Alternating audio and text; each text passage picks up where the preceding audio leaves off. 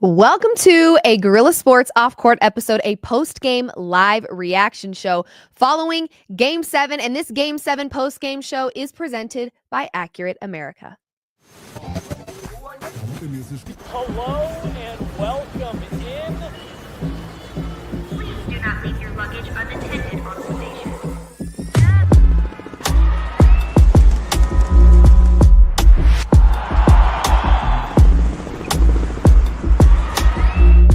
Welcome to the show. Welcome into a post-game live reaction show presented by Accurate America. I am your host for tonight, Liv Moods, and there is a smile on my face, as you can imagine. We also do have the Colorado Avalanche game up on the TV here. It's a big night for Denver sports here at Guerrilla Sports, and for Denver fans everywhere. Avs up 2-0, forced a Game 7 last game. The Nuggets, unfortunately, forced a Game 7 in a loss as well, but the Nuggets ultimately took home the win and will advance to play the Oklahoma City Thunder on Monday night, 9:30 p.m. Eastern time. And we know OKC is nothing to mess around with, but for now, we are going to celebrate and be excited about what we've got, and that is a win for this Nuggets team. And not just any win, but a convincing win, a team win. And of course, I did not forget about making sure that the Westbrook haters are spoken to tonight. We will absolutely be getting into that, so don't you worry. I have not forgotten about them. But overall, I think this was a really great spot for this Nuggets team to be in, given their season, given the fact that with 3 regular season games, they fired their coach and their GM. A lot of hope was lost. A lot of people doubting what this Nuggets team could do in round 1. And partially for good reason, right? There's been a lot of inconsistencies with this Nuggets team all year. They've been exceptionally streaky, but one thing has remained, the grit of this Denver Nuggets team. And I think so much of that grit, you can absolutely give credit to Russell Westbrook, an off-season grab for this Nuggets team that plenty of people had a very strong opinion about. And it's so interesting to me, the strong opinions that were made about Russell Westbrook. From the beginning, you can check my profile. It is pinned. I have reposted it plenty of times just to make sure that the haters are seeing it fresh in their timeline, that Russell Westbrook had not yet had the opportunity in his career to play with a player like Nikola Jokic.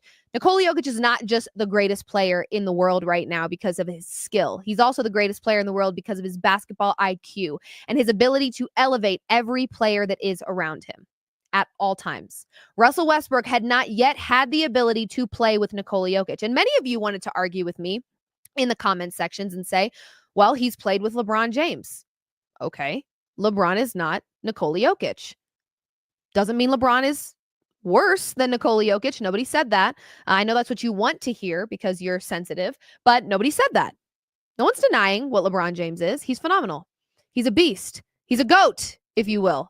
But Russell Westbrook had not yet played with a player like Nikola Jokic that not only can play the game at such a high level himself, his stats speak to that, but also elevates every player around him. He makes their lives easier. He makes the game that they have played for years and years and years and years easier on them.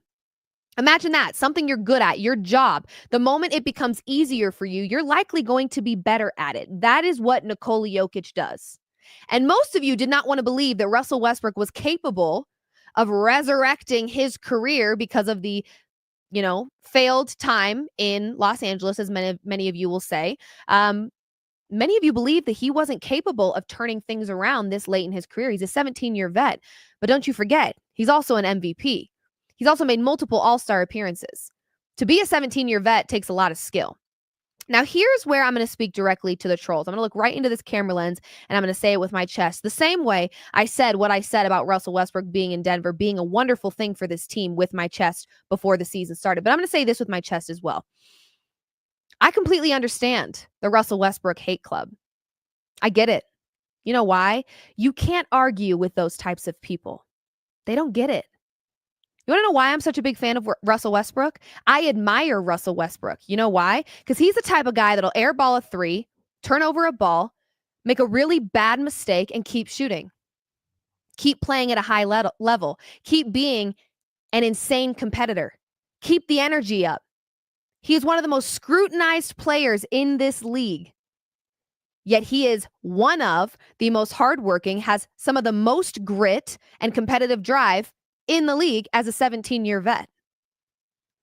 The difference is with him and his trolls, and this is why they're trolls, they can't admire Russell Westbrook because that is so far out of reach for them. They will never be like that. Actually, they have a freezing cold take about Russell Westbrook, and it doesn't age well, and they crawl into a hole and they hide. Russell Westbrook airballs a 3, he keeps shooting. You're not on the same playing field at all. Besides the fact that Russell Westbrook makes a lot more money than you do and probably has more skill and talent in his left thumb than you do in your entire body. Besides that, he also has mental toughness that you could never picture yourself having. I'm talking right to you, Westbrook hate club. You can't even imagine having the confidence that Russell Westbrook possesses because you have a cold take on your ex account and you crawl into a hole. You can't tuck your tail and apologize because that's admitting you were wrong. You can't do that. Most of you don't want to acknowledge that you were wrong in the first place. Well, you were. Welcome aboard. Rochelle Westbrook has entered the chat. If you're shaking in your boots, good. That's what I want you to do. I want you to shake in your boots. I want your apology to be as loud as your disrespect. I want you to have the courage and the balls to walk into this live stream and drop a comment and say, you know what, Liv? Not only was I weird for preying on the downfall of an MVP in this league, but I was also dead wrong. We've now made it through one round of the playoffs where Russell Westbrook did more good than bad. Imagine that, right? Everyone was so convinced. Just wait, Liv. Just wait till the playoffs. Just wait. You're going to see it. You're going to see that Russell Westbrook we're talking about. Is this the Russell Westbrook you were talking about? I'm thrilled. I love this Russell Westbrook that you were talking about. This playoff Russ that I should have been scared of, that was going to be so extremely detrimental to the Denver Nuggets. Where is he at?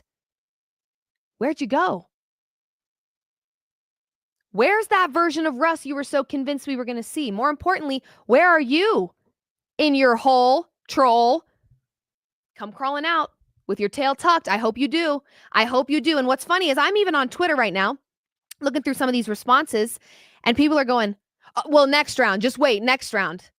You look foolish. Just acknowledge you were wrong and acknowledge that Russell Westbrook has made plenty of mistakes this season. He has not been perfect. But name a player who has. Name a player who has. I'll wait. The preying on Russell Westbrook's downfall is the weirdest thing in the world to me. The weirdest thing in the world. But what's even weirder is making a choice to not celebrate him when he makes you look like an idiot. Just admit you're wrong. I have to do it every day. I'm wrong about a lot of stuff in my job. All the time I'm wrong. Just acknowledge that you made a foolish mistake and that maybe, just maybe, your favorite team just didn't know what to do with Russell Westbrook. Isn't that an interesting concept? That maybe, just maybe, your favorite team didn't know how to utilize this man. You take the good with the bad and the bad with the good with Russell Westbrook. It just is what it is. Because ultimately, that's the story of the Denver Nuggets. Let's get into that. You take the good with the bad and the bad with the good. Can I tell you that saying growing up that I always heard my dad say, what makes you good makes you bad, right? Some people will view it as a strength and other people will look at that and say that's a weakness. So just stay true to who you are. There isn't a player out there that embodies that more than Russell Westbrook. Love him or hate him. He's made more money than you likely will in your entire life, and he's got more talent in his left pinky toe than you do in your whole body. Just face the facts. Put a little respect on this man's name, shall we? But again, the story of Russell Westbrook and why I always knew this was going to work out for him in Denver is because the good with the bad and the bad with the good is the story of Russ. That is also the story of Denver. What makes Denver so good is at any given moment, any of the guys on this roster in this starting five can pop off and win you a basketball game. You can't say that for every team, right? You can't say that about every team. Any one of these players, CB can step up big. Michael Porter Jr. can step up big. Jamal can step up big. And I'm talking big. They can single-handedly be the X factor and win you a basketball game.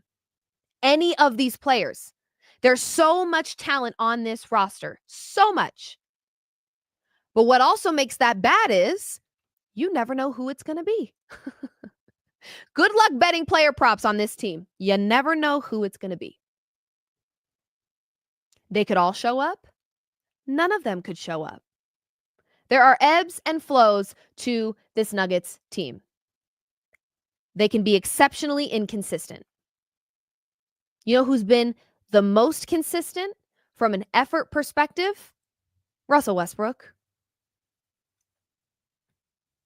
You know what guys like Michael Porter Jr., Jamal Murray, some of the bench guys, even Jokic defensively, what they're lacking in the nights where they don't do what you want them to do, it's effort. Denver didn't bring Russell Westbrook here to pop off and score 25 points off the bench and be draining threes all night long. That's not what he's here for. If you thought that's what he's here for, that might have been your problem when he was in Los Angeles. What's his role? What's his lane? How do you play to his strengths? What Russ was really brought to Denver to do was to keep the pace alive, bring the energy, bring the heat. He is the Energizer Bunny of the NBA, like it or not. 17 years in. 17 years he's been playing this sport, and he is still playing it with the level of grit and energy and drive that he likely started his career with. For that,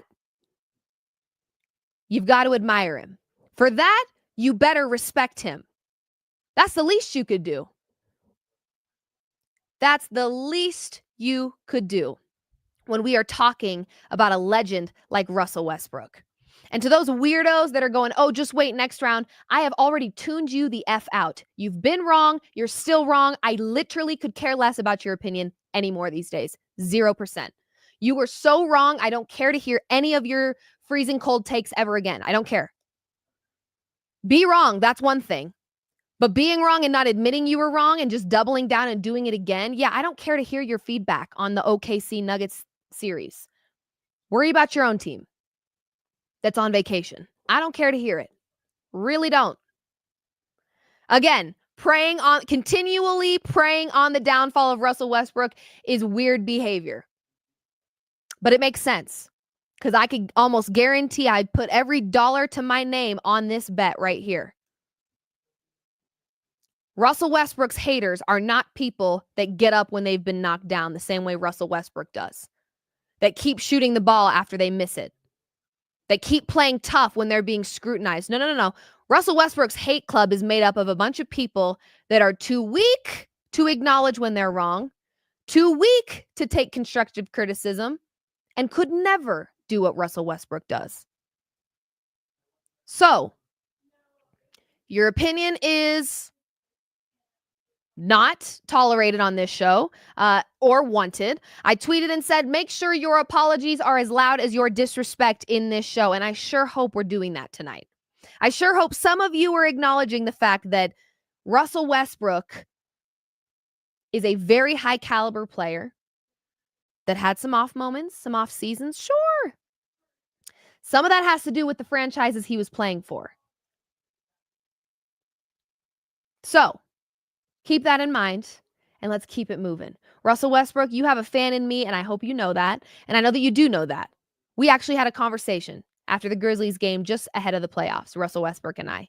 He actually pulled me to the side to let me know that he has seen my content. He appreciates me, and he knows it's not easy to defend Russell Westbrook on social media. Isn't that crazy? It's not easy to defend. Why is it not easy to defend him? He's a legend. But it's not easy to defend because when you argue with people that just don't get it, I don't want to be insulting here, but I've always been told don't argue with stupid. Ooh. That explains why I don't go back and forth with some of you on Twitter. Just know that. Okay.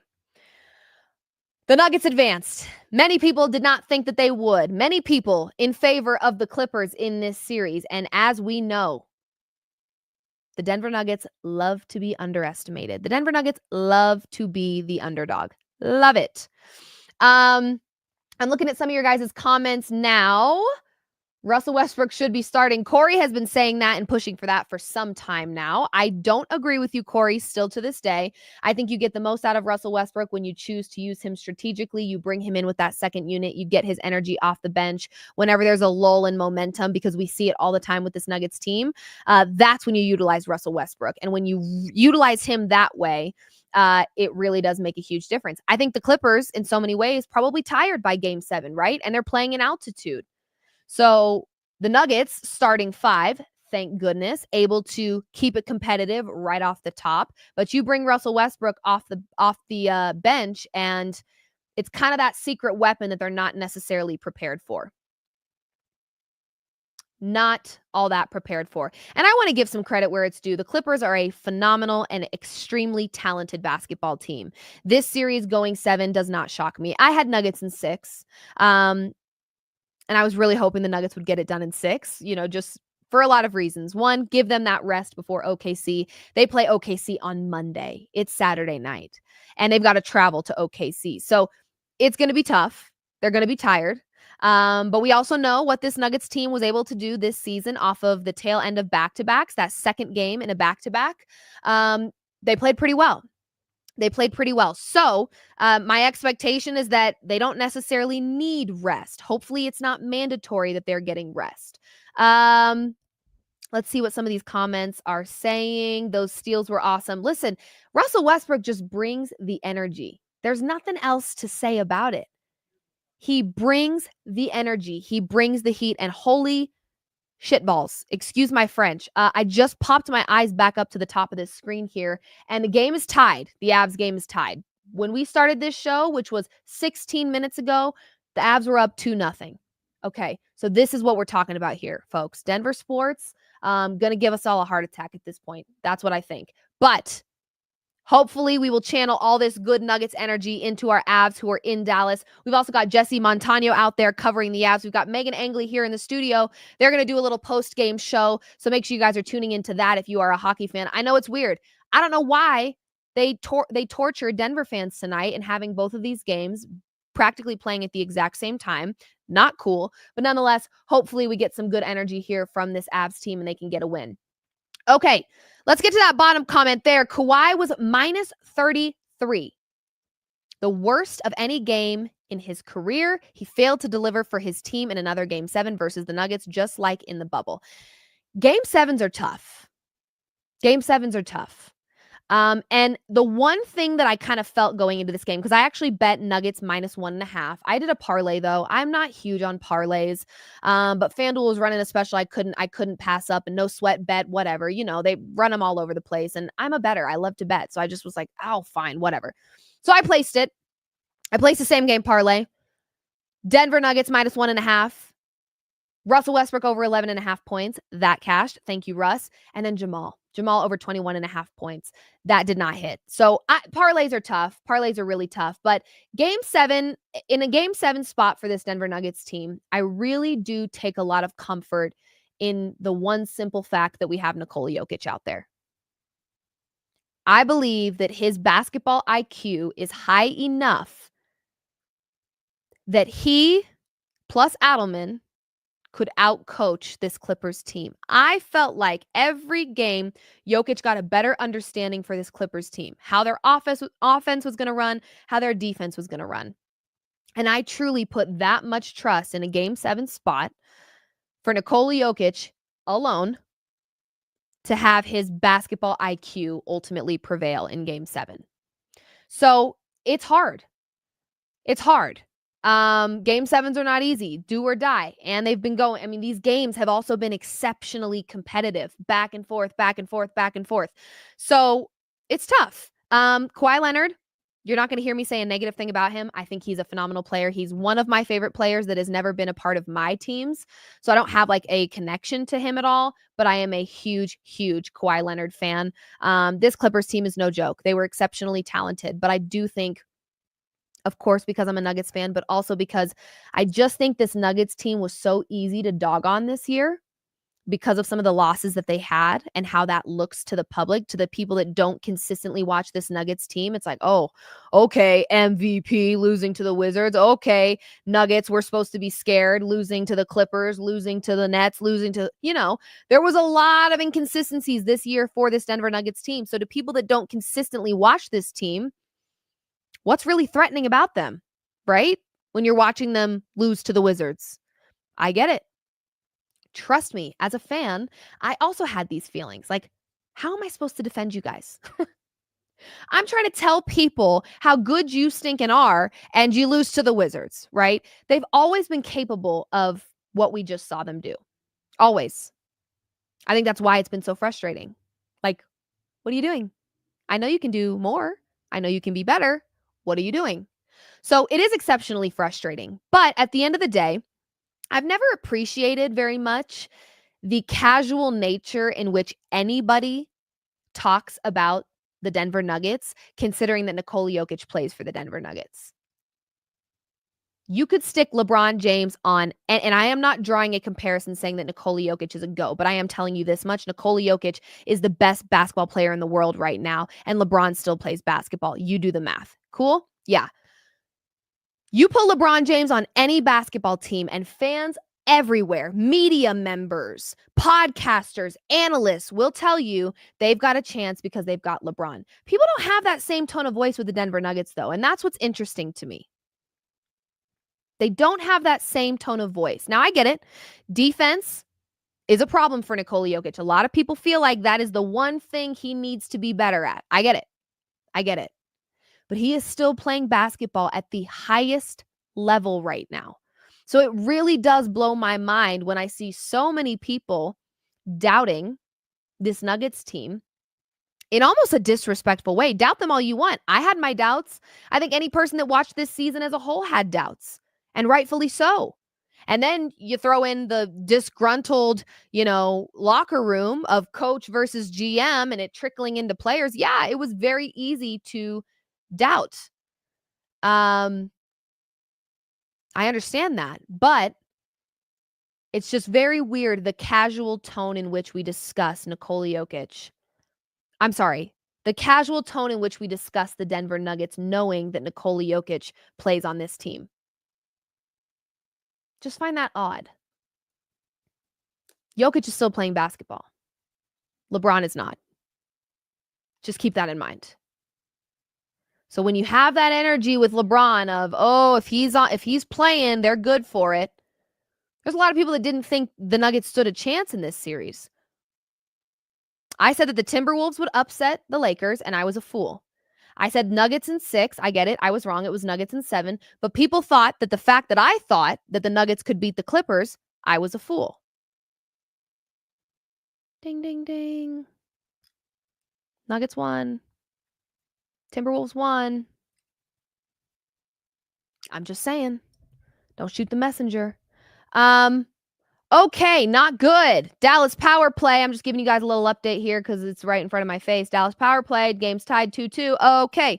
Jesse and Megan are going to have plenty to talk about when it comes to this game. Let me check in with my producers here on the back end and see. Oh my gosh. Sorry. I cannot. You guys have already known. I've told you this a million times. I cannot do more than one thing at a time. I can't. It stresses me out. I'm checking in with them. I just sent them a text to see when we'll get some of those post-game presser clips for you guys. We're going to be tossing straight to Ball Arena and hearing from Coach, hearing from some players, try to get their feel for this. Boo, boo, boo, boo, boo, boo on you. Dallas just scored. Sorry, I know we're doing I know we're doing a basketball show here, but I had to give you guys an update. It is a big night for Denver sports, and the Stars just scored. Okay. That's all right. Here we go. That's all right. That's okay, Avs. You'll figure it out. Positive energy. You understand? Liz says, Liv, where's that guy that I told him to come back and talk you know what after Nuggets win? I don't know. The haters don't typically have much to say when they're wrong. They just don't. And Here's the nice part about, in my opinion, how I and a lot of the people that regularly visit this show with me have handled this season. We've always maintained realistic expectations. I really didn't get on Twitter a whole lot and talk trash about the Clippers. Why? Because they're a good effing basketball team. I would look like an idiot doing that. I also know that the Nuggets had an exceptionally inconsistent, streaky season.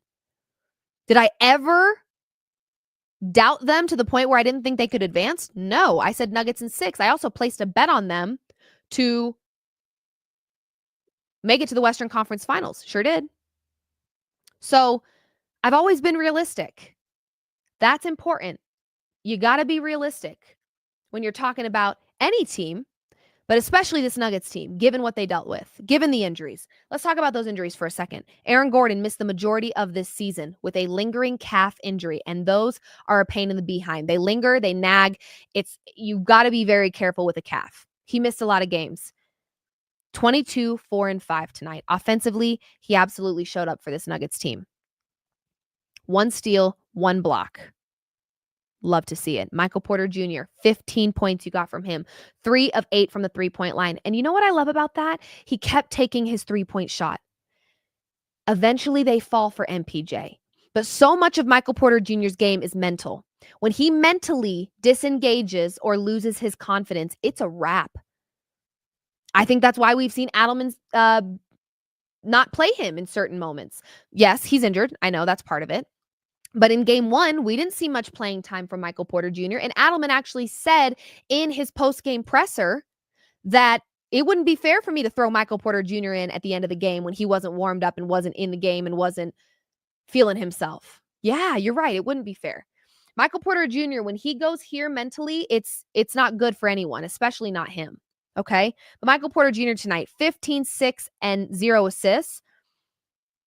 But you got a little more out of him, and he kept taking his three-point shot. You're going to need that against OKC. It's mandatory. You've got to have threes falling against OKC. Have to. So you want to see Michael Porter Jr. with that confidence from the three-point line. You want to see it. Nikola Jokic, 16, 10, and 8. I want to talk about Nikola Jokic. He had a triple-double in 3 of these 7 games. His best scoring game was game 4, where he had 36 points and 21 rebounds. But for the most part, these numbers, these games were on the lower side for Nikola Jokic. 13 points in game 5. He had 16 points tonight. We're used to seeing 30 plus, 40, 50. He even had 61 this season. Zubats historically knows how to put some pressure on Nikola Jokic and force him to be a little uncomfortable. But what's really good about that, and we talked about it all season long for those of you that have been along on this journey with me. Come on, Avs. Those of you that have been on this journey with me know we have talked a lot about the fact that the supporting cast needs to learn how to win without Nikola Jokic doing everything and being everywhere. Have to. They have to learn how to do that. And in this series specifically, which is why I think it will be very beneficial to them against OKC. Don't so quickly now say, oh, OKC's got this in the bag, no problem. I don't know. That Clippers team is pretty effing good. And this Nuggets team found a way to win this series. That Clippers team is really good. One of the hottest teams going into the playoffs. And the Nuggets found a way to win. But what I think is going to be the secret weapon for this Nuggets team that I don't know if OKC is necessarily prepared for. OKC and most teams in this league, I think, when facing the Denver Nuggets, know you got to find a way to stop Nikola Jokic because that man does whatever he wants most games. Well, the Clippers found a way to slow Nikola Jokic down a few different times, and it forced the rest of his supporting cast and the rest of this Nuggets team to step up and take care of business. It built some confidence. It gave some of those other guys some momentum as they go into the next series. CB, a dog. Forget about it. There's times where people make fun of me for calling CB a dog. If he's not one, then who is? Honestly. Forgive me. But who is then? CB tonight, 21 points, 5 rebounds, 4 assists, 1 steal, 0 blocks. Now, let me tell you what I want to see a little more of in this next series versus OKC. Give me some Peyton Watson minutes. Would ya? Can I get some P-Watt minutes, please, and thank you? He's got the size. We know the defensive upside that he brings. 17 minutes tonight. He gave you 9 points, 4 rebounds, 1 steal, 1 block. Utilize P-Watt a little bit more. Only 17 minutes for him. Utilize Peyton Watson. Peyton Watson, to me, is the type of player that gets better the more he plays. You got to give him a chance. He's got the size. He's not going to be perfect. He's one of those players, you take the good with the bad. He's not going to be perfect, but he's going to give you effort 100% of the time. You need that against OKC. Russell Westbrook, you already know how I feel about that, man. 16, 5, and 5 tonight. 5 effing steals. What is this nonsense bogus you speak of this playoff version of Russell Westbrook? Where art thou? Where is this version? I'm searching high and low. Where's Waldo? Where's playoff Russ? Where is this version that you are so convinced is going to ruin things for Denver? Oh, don't know. And where are you? Where are you, trolls? Sitting in your holes with the lights off? Come out wherever you are. It's time to chat, okay? 5 steals for Russell Westbrook. Imagine if Russell Westbrook listened to a word that you creepy little trolls had to say. Imagine that. Never. Never would he. Never will he. Russell Westbrook knows who he is. Forget about it. 5 steals. Did you watch that game? 5 steals. Timely, clutch, mandatory steals. Thank you. 5 steals. 2 late game turnovers, but for the most part, most of that game, he was sitting at 0, and I was feeling pretty good about that. Okay? 5 steals.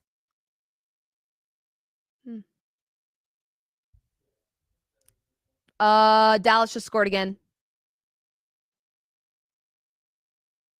Oh, a moment of silence. Doing it anyway. Freaking A. Oh, no. Sorry. I had to take a moment. Oh, come on. All right. We're not going to look at that because that's depressing and we want to be excited right now. We're still excited. Go Nuggets. But that is sad. But we are still excited. Let's go. Okay. 5 steals. Oh. Who's your daddy?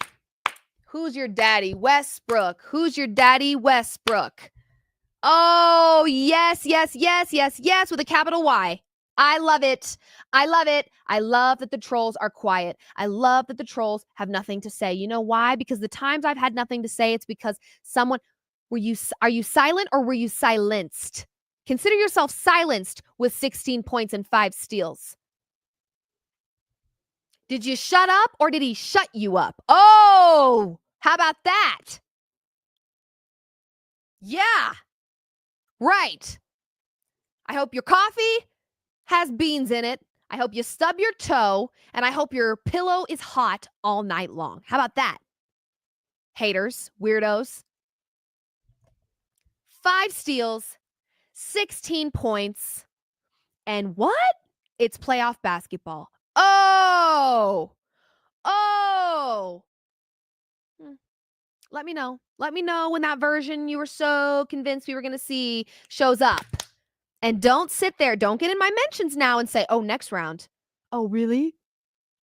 Yeah. Spoken like a true little weenie. You wait until the series is over and then you say, oh, next time. Yeah, next time. So what happens if next time we don't get that from Russ? What are you going to do then? Delete your account? Bet you won't. If Russell Westbrook, if there is more good than bad with Russell Westbrook in the next series, haters, delete your account. Nobody wants to hear from you anymore. Shush. Shush. Nobody wants to hear you at that point. Your word means nada.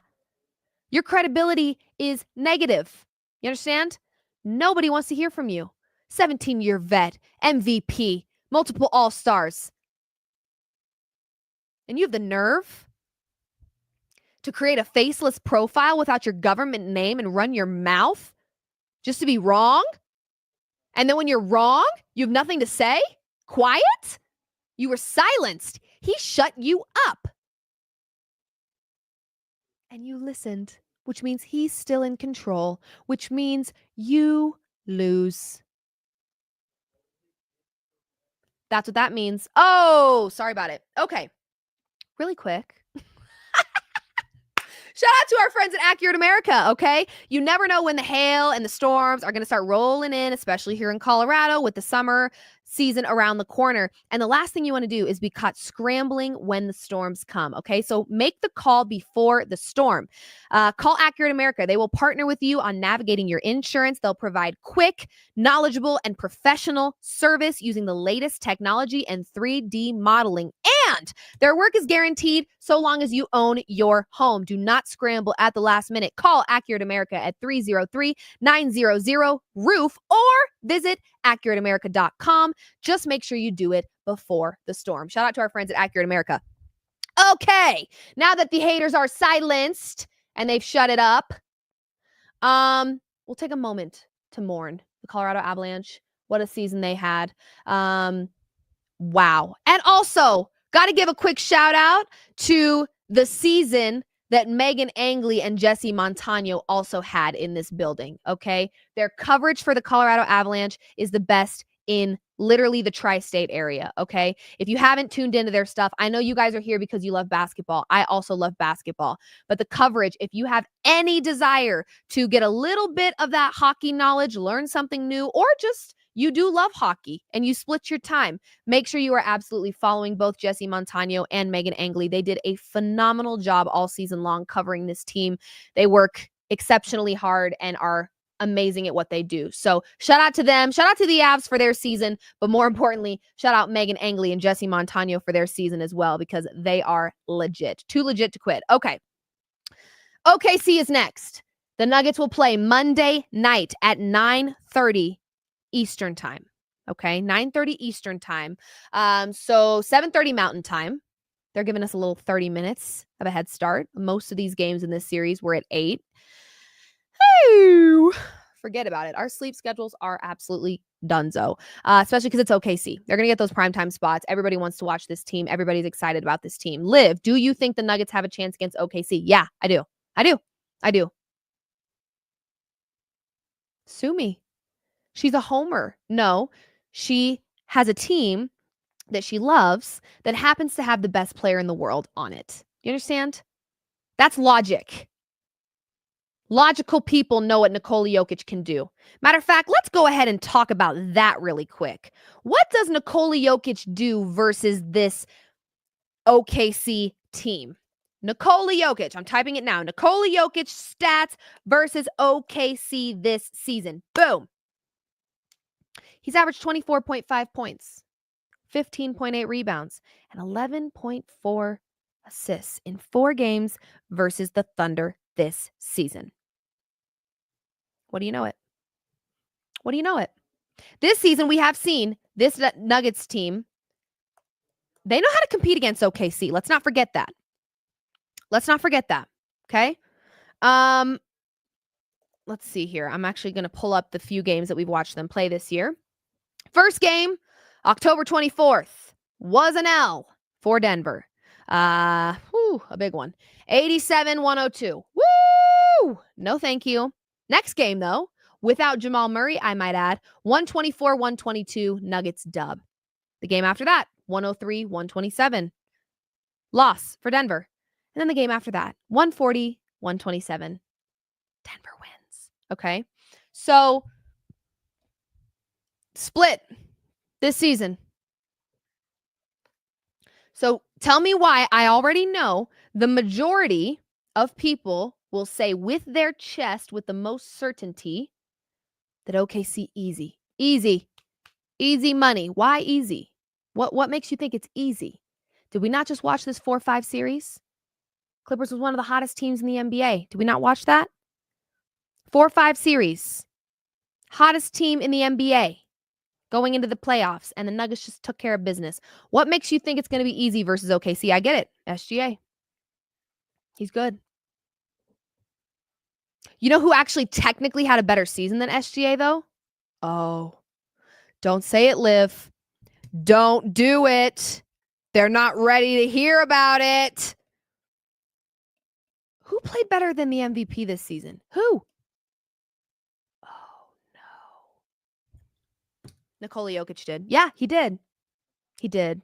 So while you argue Nikola Jokic or SGA is the mere reason why it will be an easy 1-2-3 win for OKC in this series, I argue you and say Nikola Jokic still exists. And if I'm not mistaken, Nikola Jokic had a better season than SGA. Fight me all you want. Most people's argument as to why SGA was the MVP was because of OKC's record. I get it. I get it. I understand. Totally get it. OKC was dominating all season long, but the playoffs are a bit different. And one thing I talked about the other day was, I guess, the obsessive behavior around OKC just doesn't make a ton of sense to me because OKC hasn't really done anything with this team in the playoffs. Maybe we watched a different playoffs last year, but they didn't really do what I think a lot of people thought they would. The playoffs are a different beast. In a lot of ways, it's kind of a clean slate in the playoffs. Truly. Besides seeding, of course, but that didn't really matter for the Nuggets. They were able to advance past round 1. Yes, there is an advantage of rest for OKC. Rest versus rust. It doesn't always work in the favor of the team that gets more rest. Not always. So, with a season where they split in 4 games, OKC and Denver, with a season with 2 MVP candidates, one that will win MVP and the other that played better than the winner of MVP. Oops, she went there. Cry about it. Uh-oh, cry about it. And 2 teams that know how to compete pretty good. And one team that has a little more playoff experience, actually. So anyone that says OKC, easy money, I think you need to just pause a little. I think you need to just take a breath because I don't think easy is an appropriate word to use in this scenario. I really don't. I think if you can take down the Clippers, you can compete with just about anybody. That was a damn good basketball team. Sure was. Yep. Sure was. So, is it going to be a competitive series? I sure hope so. Is it fair to have doubts about this Nuggets team still, given the season that you watched them have? Okay, you can have some. But I think in 7 games just now, they proved to you that they're in a different spot than they were most of the season. They look a little more refined. They look like they've got their stuff figured out. They're playing like a team. Now, that's one thing OKC has not yet seen from this Nuggets team. They haven't seen the post-Malone era. Post-Malone, I said it. They haven't seen the post-Malone era. They haven't seen this exceptionally vocal Nikola Jokic era yet, where Shams is telling us this is the most comfortable Nikola Jokic has felt with his power and his voice. They haven't seen that version of the Nuggets yet. They haven't seen the version of the Nuggets where every starter is delivering. The supporting cast is stepping up. They haven't seen that yet. Uh-oh. Don't be too quick to say the Nuggets don't have a chance. You said that in round 1, didn't you? Oh, yes, you did. And you were wrong. I'm sorry, but you were wrong. You really were wrong. Triple wrong. So, whatever will we do? I don't know. But all I'm saying is it's going to be competitive, yes. OKC is good, yes. I'm not going to sit here and pretend like they're not. When have I ever done that? I don't do that. I'm not going to sit here and pretend like they are not good. They are very good. We all know that they are. SGA is good. SGA is going to win MVP. Blee, blue, blah, blah, blah. Blah, blah, blah, blah. They're a good team. But, okay.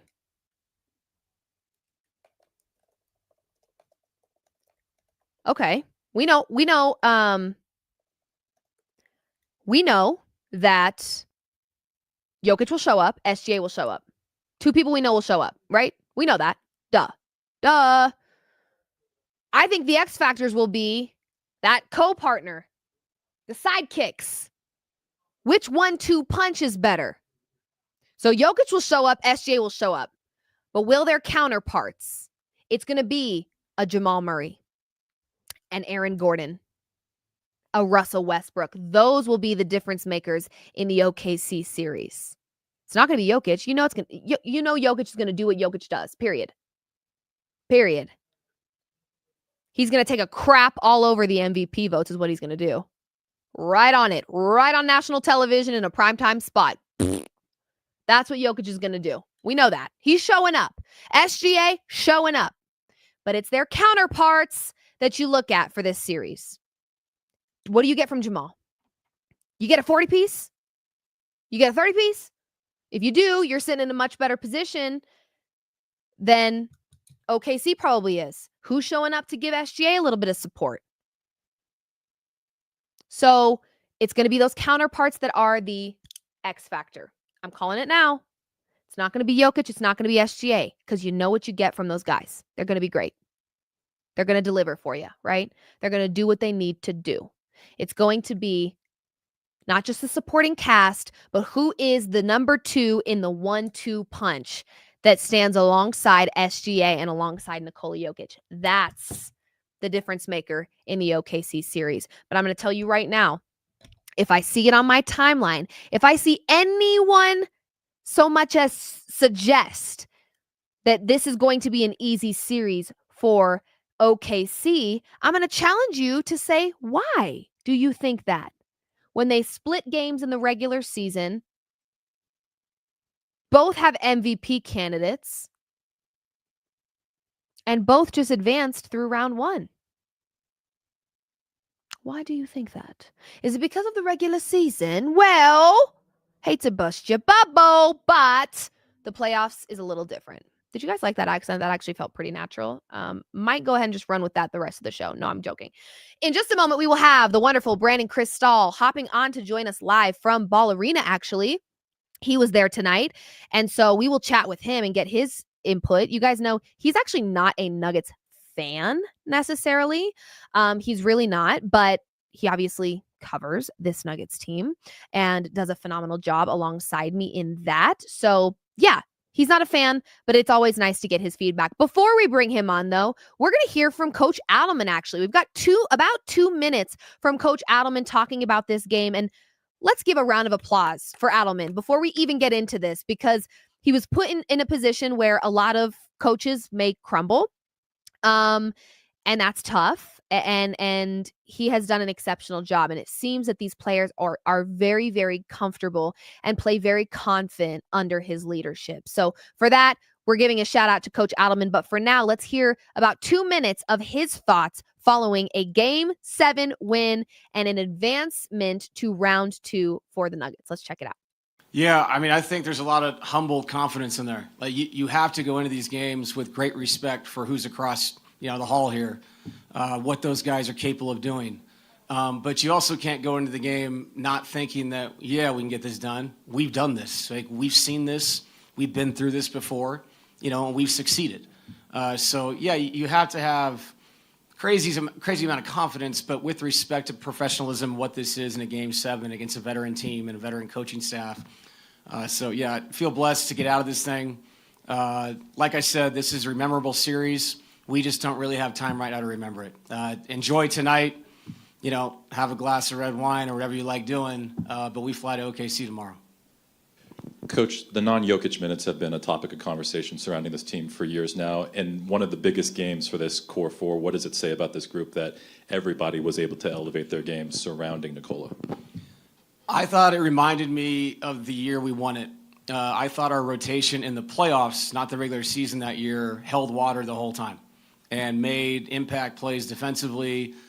Some of Jamal's shot making tonight through contact and AG, what he did attacking the basket, it allowed us to sit Nikola longer.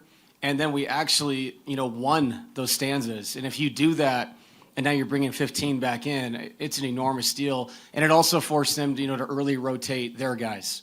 And now their guys are being pressed against minutes like we have throughout the series. So, yeah, there's so many factors to that. Saving timeouts if they have to call them and I don't.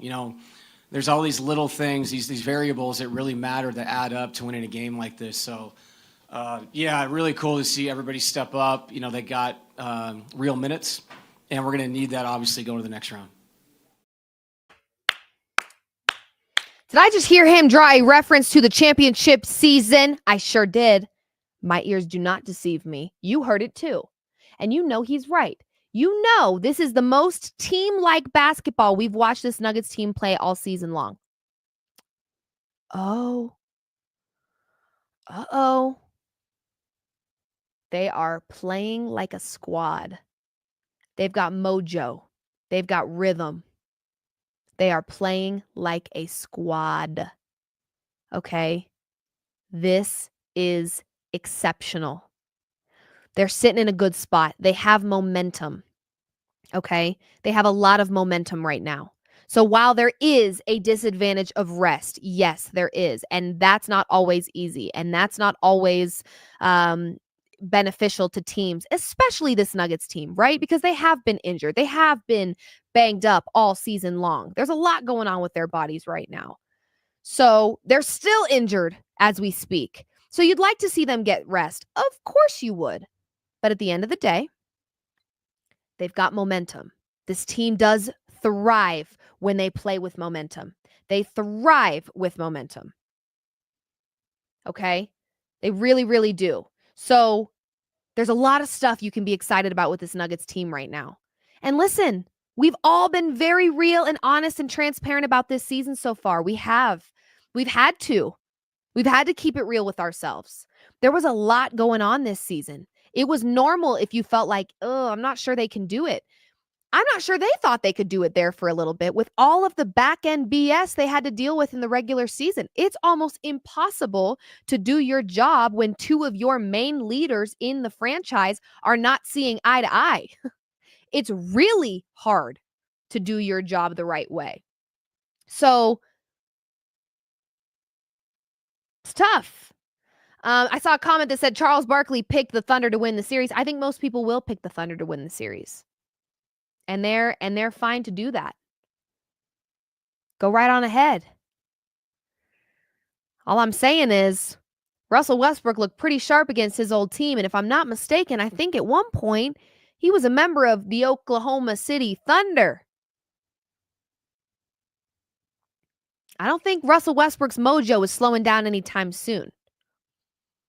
I don't think it is. And I don't think that Nikola Jokic is slowing down anytime soon. I think it's going to be a great series. It's going to be highly competitive. It's going to go back and forth, back and forth, back and forth.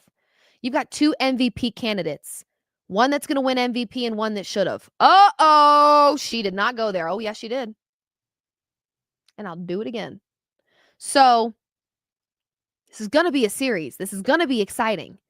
But don't get caught being that person that's talking about the Nuggets in this next round like, oh, they have no chance. To those fools out there that said the same thing about the Timberwolves and the Nuggets in round one, you might be careful before you start typing with those Twitter fingers. You understand? Take a breath. Watch. Do your research now. Watch some film. OKC and Denver have split the series this year. In the regular season, they've split their games right down the middle, 50-50. Two MVPs. One's got a rest advantage. One's got playoff experience advantage. Which one would you rather? I think I know. Ooh! Prepare to be sick of me. Win or lose, prepare to be sick of me. I bet you got... There are so many people out there right now that are like, dang it.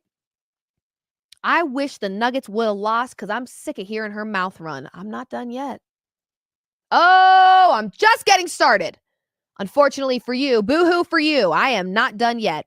Really quickly before we bring in my BFF, Brandon Cristal, Johnson Auto Plaza. Shout out to our friends. This is driven by Johnson Auto Plaza. Experience the power of Plaza at Johnson Auto Plaza. Why shop 3 different dealerships when Johnson Auto Plaza is 3 dealerships in one?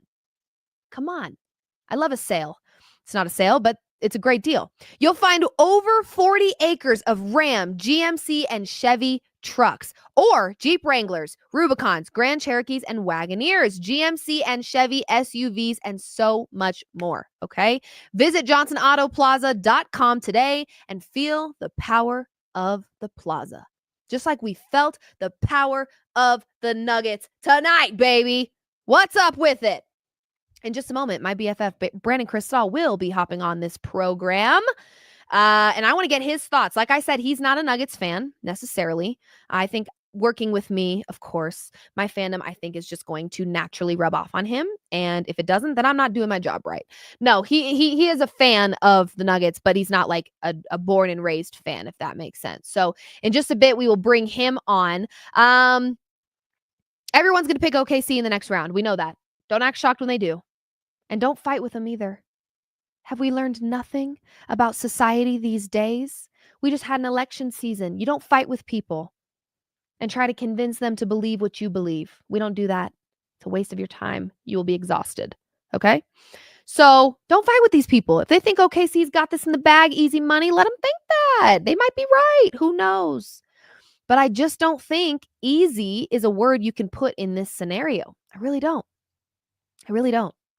Not when you've got Nikola Jokic on this team. Not when you've got this Nuggets team finally playing like a team. I think most would argue that in the regular season, the Nuggets were playing really selfish basketball. They were not working as one unit, and for good reason. They had a lot of stuff they were dealing with between the injuries and the drama and whatever else. I'm not blaming them for not playing together. They were put in some really crappy spots. But what I'm saying is you now get them playing like a team, which in my opinion makes them that much more dangerous. That much more dangerous it makes this Nuggets team that they are finally playing like a squad. It's not just Jokic. It's a team. And you're seeing that now. And it's crazy how much more comfortable their wins are when they play like a team. They've got a lot of momentum right now in their favor. Because when this thing went 7 and it was back and forth almost the entire time outside of game 3 and game 7, they've got a lot of momentum. They've got a lot of fight. They've got a lot of grit. They've got a lot of dog in them. Woof. So I don't make the rules. I'm just following them. And that's the truth. You can be mad about it, but they have momentum. They've got it. And that's why they make that argument sometimes, rust versus rest, right?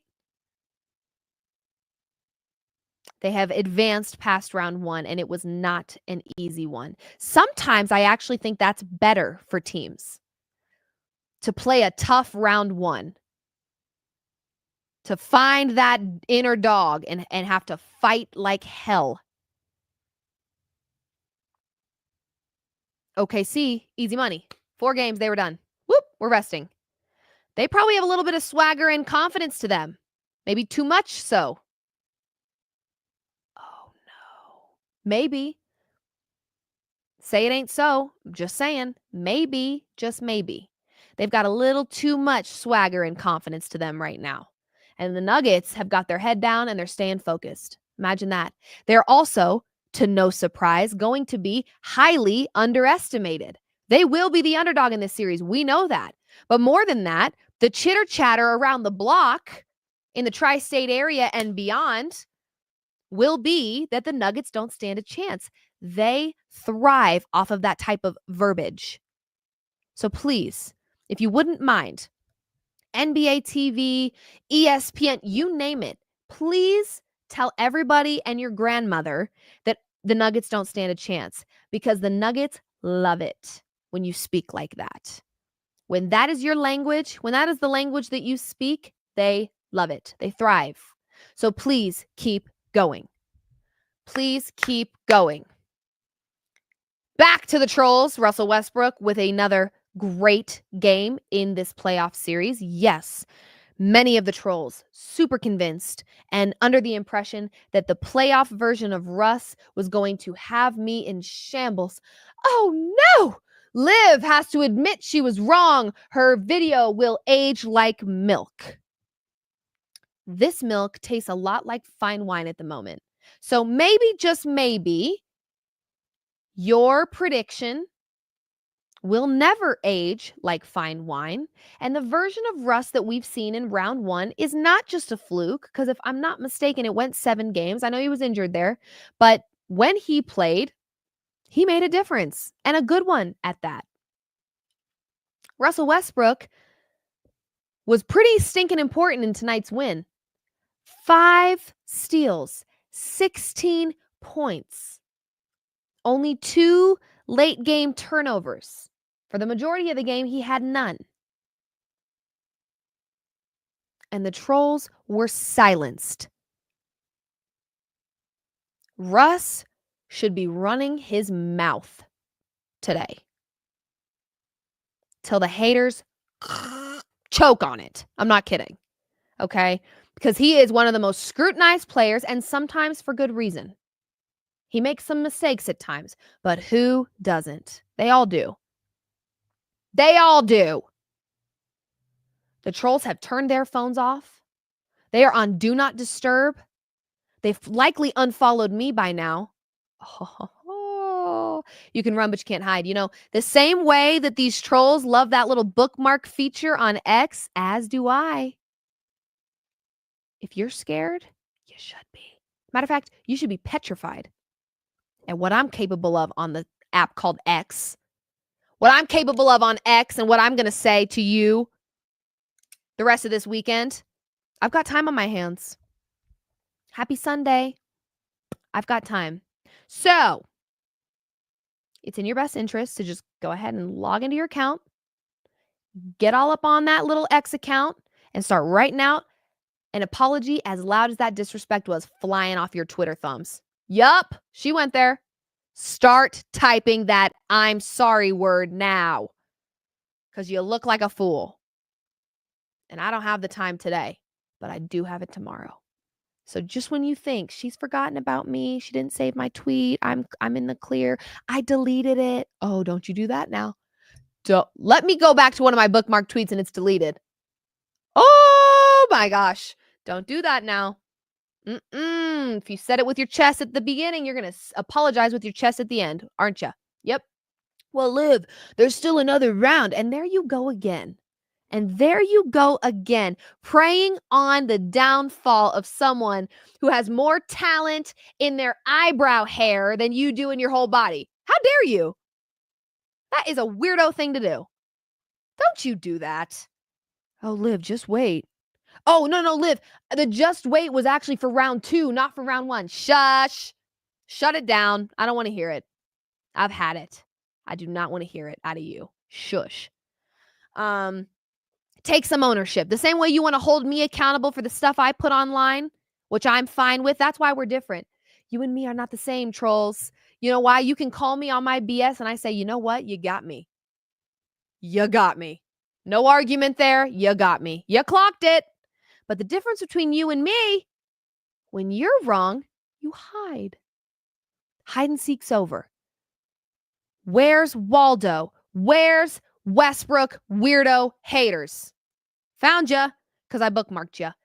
And I might have screenshotted you too. So if you try to delete it, gotcha. Yep, I have the time. I have the time. I'm pretty booked and busy these days, but time to be petty? Oh, wide open spaces. My schedule is completely blank when it comes to being petty. I have got the time. Okay? So, great. Thank you. We are going to bring, I just got a quote tweet on my live. I want to give a shout out to Ivy No Carter on X for quote tweeting this live stream and saying, never change, Liv Moods. I love you for that. Thank you for that. And thank you for being here and tuning in. Sending you all my love. I'm also going to send love over to Ballerina for just a half a second because my BFF, Brandon Cristal, is there and he's ready to chat with us. And hopefully he is just as amped about this win as I am. And if he's not, he will have serious consequences by me. But I would imagine he is very excited. So let's bring him in. Brandon Cristall, my BFF BK. Woo! What a stinking game, BK. How are you feeling in this moment? I don't know if I can hear you. You might be muted. Are you muted? Or maybe producers, can you guys hear him? No? Okay, I think he's maybe muted. Nope, can't hear you anymore. Let's see if we can get BK. No.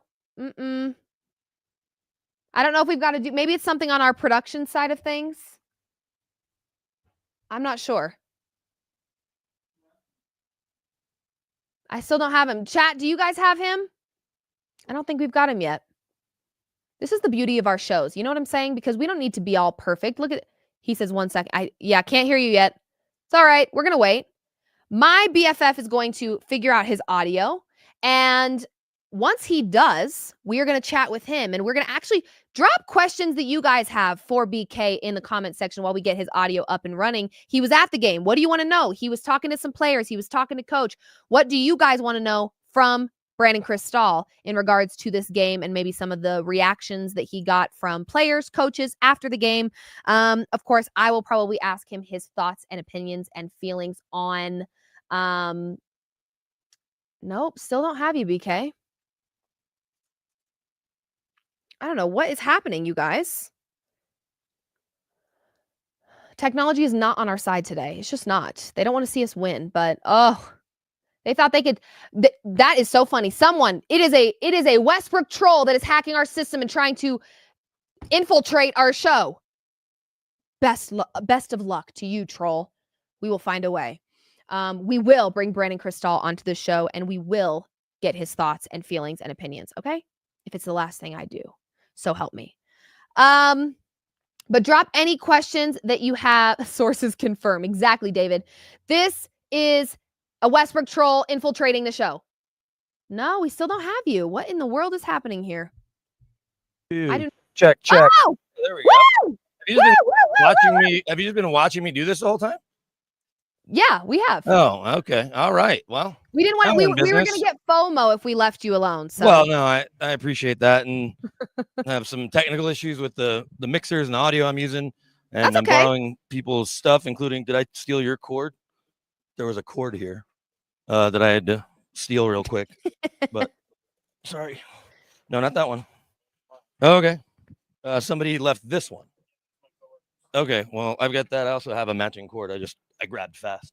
So anyway, I had to sneak up to the hockey box because I think there's a concert here Wednesday. So they are converting the court as we speak. That's a little bit of a fire drill for me. But yeah, what a game, man. What a game. What a game. And it's so deflating though, because I don't know how many fans stayed out here. I didn't stay with them because we had to be in the back. But as we walked into the locker room after Coach Adelman talked, they had the game on. They had it on in the hallway. They kind of kept us out longer than normal.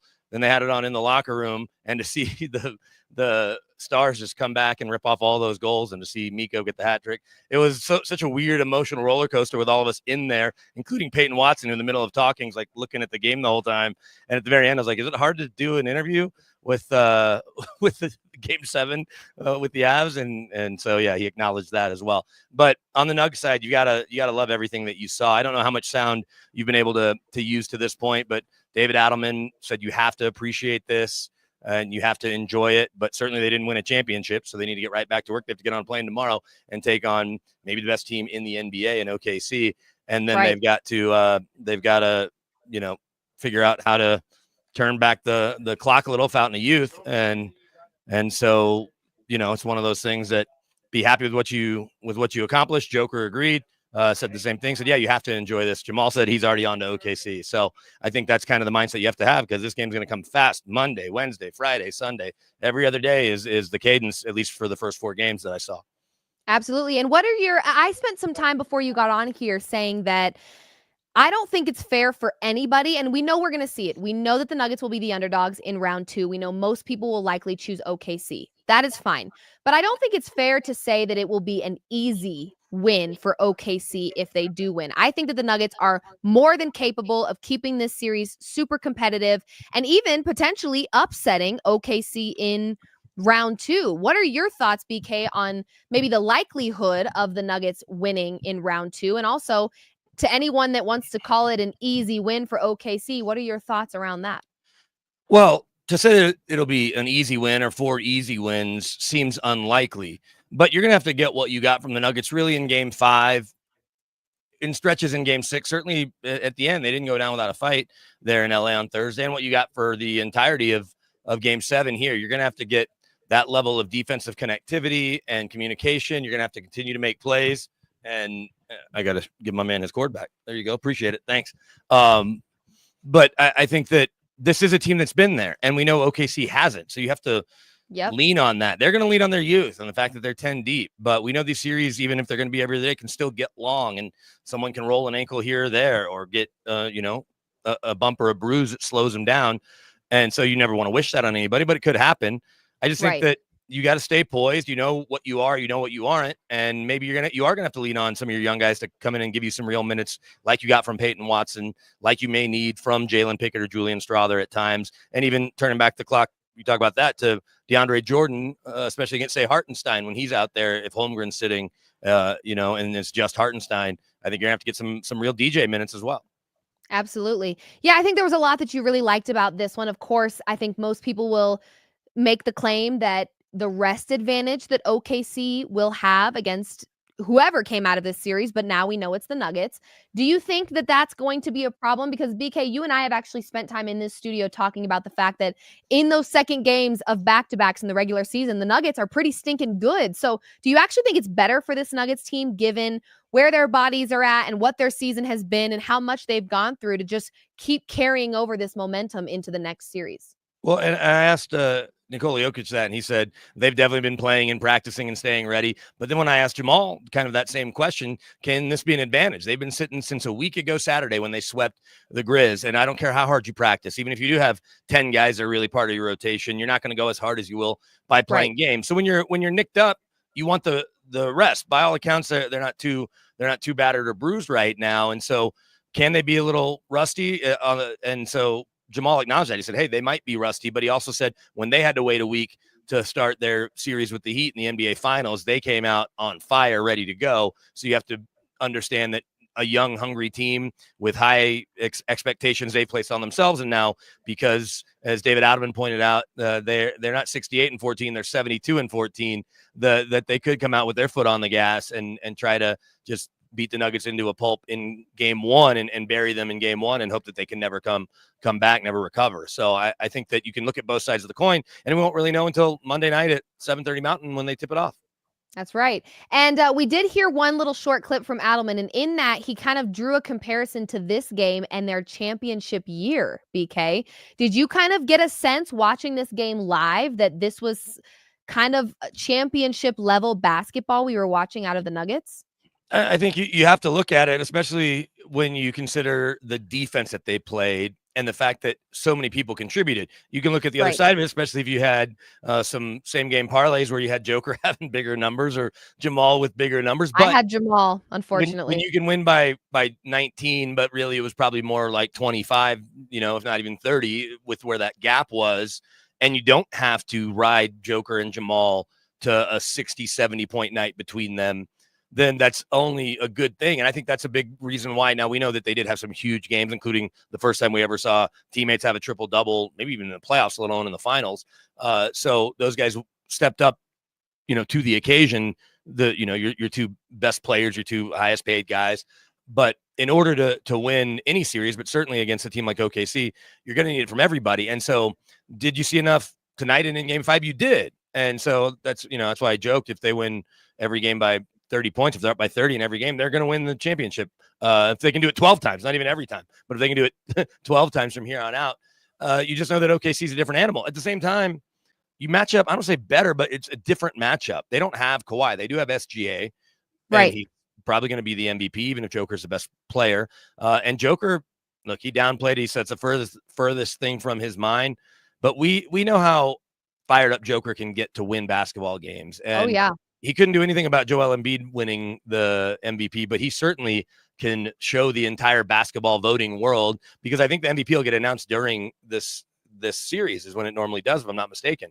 So I think that they have enough, but you're going to have to, one, stay healthy. And it's even more important for a team that just isn't as deep. And you're going to have to get this level of effort 4 out of 7 times, 3 different series in a row. And so are they capable of it? I think they are. Is it likely? Probably not. But, we've seen things in sports that aren't necessarily likely still end up happening, unfolding before our eyes. So I wouldn't count them out because they do have the best player in the world. They do have one of the best playoff performers in the history of basketball. In fact, there's no player that has a bigger jump in their points per game in the postseason ever. Every single player that's ever played than Jamal Murray does from his regular season average to his playoff average. Now, I realize the other argument is, hey, great players are just great all the time, right? Michael Jordan didn't need to increase it. Kobe, Joker, whoever you ever want to say, but that he is an all-star, an all-time playoff type player. And if you can keep MPJ healthy and get the big shots from him and get the do everything stuff from both AG and Christian Brown, as well as Russ was not a negative in the series. In game 6, he might've been the MVP for both teams because he made good plays for both teams, but you can't say anything other than Russ was a positive in this series. Absolutely. And if you can get that 3 more times, especially in a place that he loves, like OKC's never really been on this stage. I guess last year they got to the conference finals, but now with the championship expectation since Russ was there, really. Right. And so now he's going to be there on the other side. Sure, it's not the exact same role, but he can make a lot of Thunder fans that still love him very sad if he can go steal a win in either of these games on the road or just win the series. Absolutely. So 2 more questions before I let you go, BK. We'll end with your prediction for the series. I know it's early and it's like fresh, but I'm going to just put you on the spot, of course. And then before that, though, I want to ask you, we only heard from David Adelman here on the show. Any big takeaways you had from hearing from players or things that you want to share with everybody in terms of kind of the vibe of the players, things that they said, comments that jumped out to you? Because I know you were in and out of the locker room and the post-game presser room, so wanted to get your thoughts there. Yeah, I think Jamal Murray's mentality is probably shared throughout the team. And so that's kind of the advantage of having been here before is did they exorcise some demon because of how they blew the 20-point lead in game 7 a year ago? Maybe.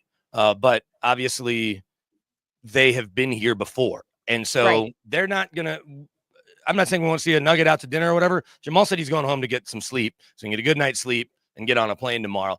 If any of them are out at dinner, I would be surprised. I'm not saying none of them will be. I'm not saying CB, won't go grab a steak on his, on his way home or whatever it may be.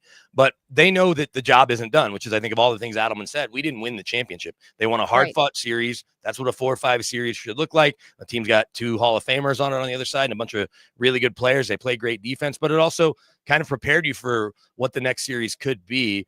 And so I think that you've got to feel good about that if you're a Nuggets fan. And Joker did acknowledge that, hey, Josh making that change, and I don't think he said it just like that, but to get more out of this team at this point worked, perhaps. I'm not saying that it wouldn't have with Michael Malone, but all you can say is that with Adelman, it has worked to this point. Now, if they lose in this round, you can decide, was that farther than you were going to get with Michael Malone? But I think that he's pressing the right buttons and he's empowering his players. And so I may not talk to you Monday, depending on what flights look like and all that. So I will say this, because there's been comments about Joker really taking ownership of this team. I saw where Shams said it on ESPN. Yeah. And what I think, here's what I think it is it's not that Joker, is he more vocal? Probably so. It wasn't that he was waiting for Malone to get fired for that to happen. Correct. I think it's because he came in as an 18-year-old kid from Serbia, 19-year-old kid, and the only coach he ever knew was Michael Malone. And so I'm not trying to say Michael Malone replaced his dad or his brothers, but he was the father figure, big brother in the room from the second he got here, and was the only one that he knew, and they grew together. But he was always maybe just deferential to Michael Malone. Not that he wouldn't get animated in timeouts and all that, but Adelman's not a big whiteboard guy during timeouts anyway, and Joker is. So it looks like he's being more animated. But if Malone was on it, he wasn't going to take that from Malone. So it wasn't that he didn't have this in him and it was waiting to be unleashed. It was more just a concession to his big brother, his father figure, who has run the show since he got here. And now that he's gone, he's like, oh, I'm the man of the house now, with my other brother, if you will, if you views Adelman like that. And I think sometimes that is what happens. And I think that's at least the way I see it with Joker asserting himself more. But then I think that trickles down to the rest of the team because they, especially guys that have been here for a while. Jamal kind of in a similar boat, even MPJ, although we know that he's not the most vocal guy anyway. But AG, who's been here for a while now, that those guys can express themselves even more. And we know that Russ is certainly going to express himself as well.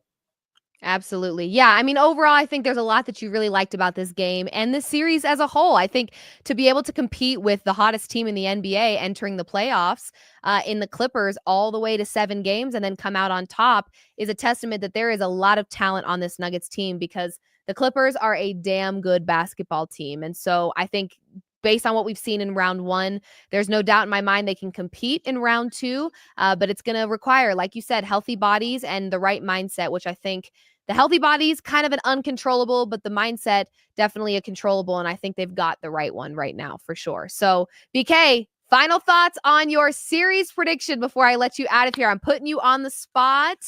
What do you see, BK? What is your fortune? What do they call it? The magic ball? What is it telling you?